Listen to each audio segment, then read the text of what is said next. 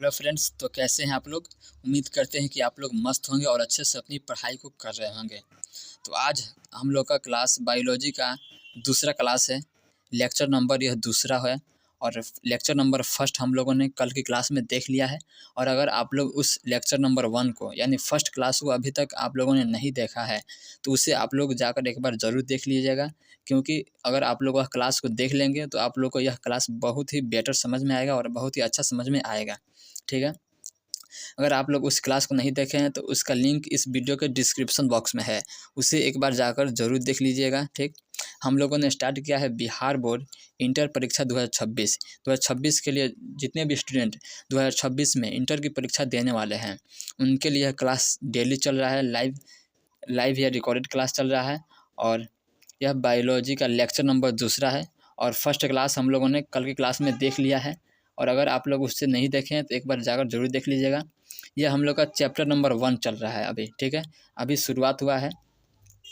Chapter number 1 में हम लोगों ने जनन के प्रकार आज पढ़ने वाले हैं। Types of reproduction. ठीक, टाइप्स ऑफ रिप्रोडक्शन को आज क्लास में पढ़ेंगे। यानी आज क्लास में हम लोग जनन से जितना भी क्वेश्चन अभी तक बिहार बोर्ड ने पूछा है उसको हम लोग देखेंगे और इस जनन के से सारा टॉपिक को हम लोग आज की वीडियो में क्लियर करेंगे। तो अगर आप लोग इस चैनल को सब्सक्राइब नहीं किए हैं तो आप लोग इसे सब्सक्राइब कर दीजिए और इस क्लास को आप लोग जल्द से जल्द अपने दोस्तों में शेयर कर दीजिए, क्योंकि हम लोग वीडियो को स्टार्ट कर सकें। ठीक है, तो चलिए हम लोग वीडियो को स्टार्ट करते हैं और आज की क्लास को आगे बढ़ाते हैं। चलिए आज की क्लास को हम लोग स्टार्ट करते हैं। सबसे पहले आप लोग अपने कॉपी में हेडिंग बनाइएगा जनन। ठीक है, आप लोग हेडिंग में बनाइएगा जनन। ठीक, यानी रिप्रोडक्शन। जनन को इंग्लिश में क्या बोलते हैं? रिप्रोडक्शन इंग्लिश में बोलते हैं जनन को। आप लोग अपने कॉपी में ब्लैक पेन से जनन को हेडिंग में डाल लीजिएगा और इसका डिफिनीसन आप लोग नोट कीजिएगा कि जनन किसे कहते हैं। तो जनन यानी रिप्रोडक्शन। जनन वह प्रक्रम है जिसमें कोई जीव अपने जैसे संतति को जन्म देता है, उसे जनन कहते हैं। यानी जनन वह प्रक्रम है जिसमें कोई जीव अपने जैसे संतान को जन्म देता है, उसे जनन कहते हैं। ठीक, यदि कोई जीव है और वह अपने जैसे संतान को जन्म देता है तो उसी को ही जनन कहते हैं। ठीक है, तो आप लोग इसका डिफिनीसन नोट कर लीजिएगा कि वह प्रक्रम जिसमें कोई जीव अपने जैसे मतलब अपने समान अपने जैसे संतति को यानी अपने जैसे मानव को या अपने वह कोई जानवर है तो अपने जैसे जानवर को जन्म देता है तो उसे क्या कहते हैं? जनन कहते हैं। इसे आप लोग नोट कर लीजिएगा। ठीक, अब आगे हम लोग देखेंगे जनन के प्रकार। ठीक, कि जनन कितने प्रकार का होता है और जनन के कौन कौन प्रकार होते हैं, यानी टाइप्स ऑफ रिप्रोडक्शन को देखने वाले हैं आगे। तो उम्मीद है कि आप लोग जनन को समझ गए होंगे और इसका डेफिनेशन आप लोग अपने कॉपी में नोट कर लिए होंगे।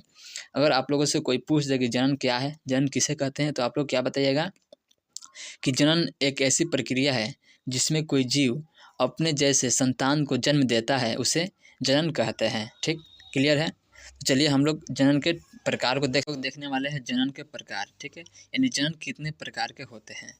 तो आप लोग अपने कॉपी में हेडिंग बना लीजिएगा ब्लैक पेन से जनन के प्रकार। ठीक है, आप लोग इसे ब्लैक पेन से हेडिंग बनाकर इसे एक लाइन खींच दीजिएगा और जस्ट उसके नीचे कोष्ठ में आप लोग टाइप्स ऑफ रिप्रोडक्शन को लिख लीजिएगा। ठीक है, तो अब हम लोग देखेंगे जनन के प्रकार, यानी जनन कितने प्रकार का होते हैं और इसका प्रकार देखेंगे और उसके प्रकार का जो डिफिनीसन होगा उसको भी हम लोग देखेंगे। तो आप लोग देख लीजिएगा, जीवों में जनन मुख्य रूप से 2 प्रकार के होते हैं। कितने प्रकार के होते हैं? कि जनन मुख्य रूप से 2 प्रकार के होते हैं। अगर कोई पूछ दे कि जनन कितने प्रकार के होते हैं तो जनन 2 प्रकार के होते हैं। कौन कौन होता है? तो पहला आप लोग बताइएगा लैंगिक जनन। ठीक, यानी सेक्सुअल रिप्रोडक्शन। और दूसरा होता है अलैंगिक जनन। ठीक है, ये सेक्सुअल रिप्रोडक्शन। क्लियर है। तो आप लोग पहले हेडिंग डाल लीजिएगा जनन के प्रकार, टाइप्स ऑफ रिप्रोडक्शन और डैश देकर लिखिएगा जीवों में जनन मुख्य रूप से 2 प्रकार का होते हैं। पहला लिख लीजिएगा लैंगिक जनन, उसका इंग्लिश होता है सेक्सुअल रिप्रोडक्शन। दूसरा लिखिएगा अलैंगिक जनन, यानी ये सेक्सुअल रिप्रोडक्शन। ठीक है, तो चलिए हम लोग अब आगे बढ़ते हैं। इसमें हम लोग सबसे पहले अलैंगिक जनन के बारे में जानेंगे और उसके बाद लैंगिक जनन के बारे में जानेंगे, ठीक है। तो अब आप लोग का अगला हेडिंग होगा अलैंगिक जनन, ठीक है। आप लोग फर्स्ट नंबर देकर ब्लैक पेन से अलैंगिक जनन हेडिंग में डाल लीजिएगा, ठीक है। आप लोग अलैंगिक जनन को हेडिंग में डाल लीजिएगा ब्लैक पेन से, यानी एसेक्सुअल रिप्रोडक्शन। तो अब हम लोग देखेंगे कि अलैंगिक जनन किसे कहते हैं और इसके उदाहरण को भी देखेंगे, ठीक है। तो अब आप लोग डैश देकर ब्लू पेन से लिखिएगा, जब किसी जीव की उत्पत्ति एकल जनक से होती है, मतलब यदि कोई जीव है, ठीक है, और वह एकल जनक मतलब वह अकेले मतलब कोई एक हो, उसमें डबल ना हो, ठीक है, दो ना हो, एकल जनक से उसका उत्पत्ति होती है, तब उसे अलैंगिक जनन कहा जाता है। मतलब यदि कोई जीव है और ठीक है, और वह एकल मतलब सिंगल, अकेले हैं मतलब डबल ना है, ठीक है। अगर डबल होगा तो वह लैंगिक जनन में चला जाएगा, ठीक, वह अकेले होगा। तो जब किसी जीव की उत्पत्ति एकल जनक द्वारा होती है तो उसे अलैंगिक जनन कहते हैं। अलैंगिक जनन द्वारा उत्पन्न संतति आनुवंशिक रूप से अपने जनक के समान होती है। अलैंगिक जनन द्वारा उत्पत्ति जो संतान उत्पन्न होता है वह जनक द्वारा मतलब जिसके द्वारा वह जन्म लेता है उसके समान होता है, मतलब उसके ही जैसा होता है, ठीक है। जैसे में आप लोग देख लीजिएगा, अमीबा है, बैक्टीरिया है, कवक है, प्रोटोजोआ है और भी इत्यादि बहुत प्रकार के हैं जो अलैंगिक जनन के अंतर्गत आते हैं। इसे आप लोग एग्जाम्पल में नोट कर लीजिएगा। तो चलिए अब हम लोग आगे बढ़ते हैं और आगे में हम लोग अब आप लोग के सामने एक क्वेश्चन है जिसे बिहार बोर्ड ने एक बार पूछा हुआ था, इसीलिए इस क्वेश्चन को हम लोग लाए हैं, ठीक है। तो आप लोग इस क्वेश्चन को आप लोग लिख लीजिएगा, क्वेश्चन देकर इसे लिख लीजिएगा कि क्लोन, ठीक। बिहार बोर्ड ने एक बार पूछा था इंटर के एग्ज़ाम में कि क्लोन किसे कहा जाता है, मतलब क्लोन क्या है। इसीलिए हमने इस वीडियो में लाया है कि क्लोन क्या है, कि अगर आप लोग के एग्ज़ाम में क्लोन आता है तो आप लोग उसे अच्छे से बना लीजिएगा। तो क्लोन को हम लोग देखेंगे कि क्लोन क्या है। तो मतलब क्लोन अलैंगिक जनन द्वारा, ठीक है, अलैंगिक जनन द्वारा उत्पन्न संतति को क्लोन या एक पुंजन कहा जाता है। मतलब अलैंगिक जनन द्वारा जो जीव उत्पन्न होता है उसी को ही क्लोन कहा जाता है, ठीक है। मतलब जैसे में अमीबा हो जाएगा कि अमीबा जो है कि वह अलैंगिक जनन के अंतर्गत आता है, ठीक है। तो अलैंगिक जनन द्वारा उत्पन्न संतति को क्लोन या एक पुंजन कहा जाता है, मतलब वह सिंगल होता है, इसीलिए एक पुंजन कहा जाता है। क्योंकि अलैंगिक जनन द्वारा उत्पन्न संतति आनुवंशिक रूप से अपने जनक के समान होती है। अपने जनक के समान होने के साथ साथ आपस में भी समान होते हैं। मतलब यदि अलैंगिक जनन में कोई जीव जन्म लेता है तो वह अपने जनक के समान होगा, ठीक है, और वह अपने जनक के समान के साथ साथ वह आपस में भी समान होता है। क्लियर है? आप लोग इसे नोट कर लीजिएगा, यह क्वेश्चन इंपॉर्टेंट है। इस क्वेश्चन को बिहार बोर्ड ने एक बार पूछा हुआ था, इसीलिए इस क्वेश्चन को लाए हैं। यहाँ पर एक ऑब्जेक्टिव बिहार बोर्ड पूछा था कि आकारिकी एवं आनुवंशिकी रूप से समान संतति कहलाती है। मतलब आकारिकी एवं आनुवंशिकी रूप से जो संतति समान होती है उसे क्या कहते हैं? क्लोन ही तो कहते हैं। यहाँ पर हम लोग ना देखें यहाँ पर क्लोन क्या है, उसको क्लोन ही तो कहते हैं, ठीक है। तो चलिए हम लोग अगला टॉपिक देखते हैं कि हमारा अगला टॉपिक क्या है। हम लोगों ने अलैंगिक जनन को देख लिया, अभी अलैंगिक जनन को हम लोगों ने देख लिया है। अब अलैंगिक जनन के प्रकार को देखेंगे कि अलैंगिक जनन कितनी प्रकार के होता है। उसके बाद हम लोग लैंगिक जनन के बारे में जानेंगे और उसके बारे में हम लोग पढ़ेंगे, ठीक है। तो अब हम लोग देखेंगे अलैंगिक जनन के प्रकार, टाइप्स ऑफ एसेक्सुअल रिप्रोडक्शन। आप लोग हेडिंग में लगाइएगा ब्लैक पेन से अलैंगिक जनन के प्रकार, टाइप्स ऑफ एसेक्सुअल रिप्रोडक्शन। इसे आप लोग हेडिंग में लगा लीजिएगा और इसका प्रकार आप लोग लिख लीजिएगा कि अलैंगिक जनन मुख्य रूप से 4 प्रकार के होते हैं। अलैंगिक जनन मुख्य रूप से कितने प्रकार के? 4 प्रकार के होते हैं मुख्य रूप से, ठीक है। जिसमें हम लोग का पहला होगा विखंडन, दूसरा होगा मुकुलन, तीसरा होगा पुनर्जनन या अपखंडन और चौथा होगा बीजाणु जनन। इसे आप लोग नोट कर लीजिएगा। अब हम लोग इसमें सबसे पहला नंबर देखेंगे विखंडन। ठीक है, विखंडन किसके अंतर्गत आता है? तो विखंडन अलैंगिक जनन के अंतर्गत आता है। ठीक है, यह ऑब्जेक्टिव के लिए है, इसीलिए हमने बता दिया। तो चलिए हम लोग विखंडन को देखते हैं कि विखंडन क्या होता है, विखंडन किसे कहा जाता है। तो आप लोग हेडिंग में लगाइएगा फर्स्ट नंबर देकर विखंडन। ठीक है, विखंडन आप लोग हेडिंग में लगा लीजिएगा कि विखंडन क्या होता है। विखंडन को आप लोग हेडिंग में लगा लीजिएगा। विखंडन का दूसरा नाम होता है कोशिका विभाजन।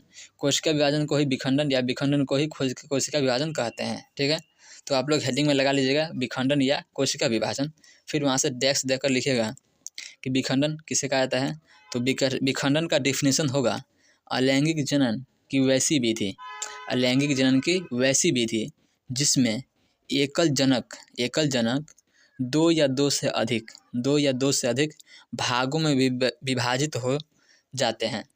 मतलब अलैंगिक जनन की वैसी विधि जिसमें एकल जनक, कोई एक जीव है, वह एक जनक है, तो वह एक जनक दो या दो से अधिक भागों में विभाजित हो जाता है, यानी दो भागों में बढ़ जाता है और नए जीवों का निर्माण करते हैं, उसे विखंडन या कोशिका विभाजन कहते हैं।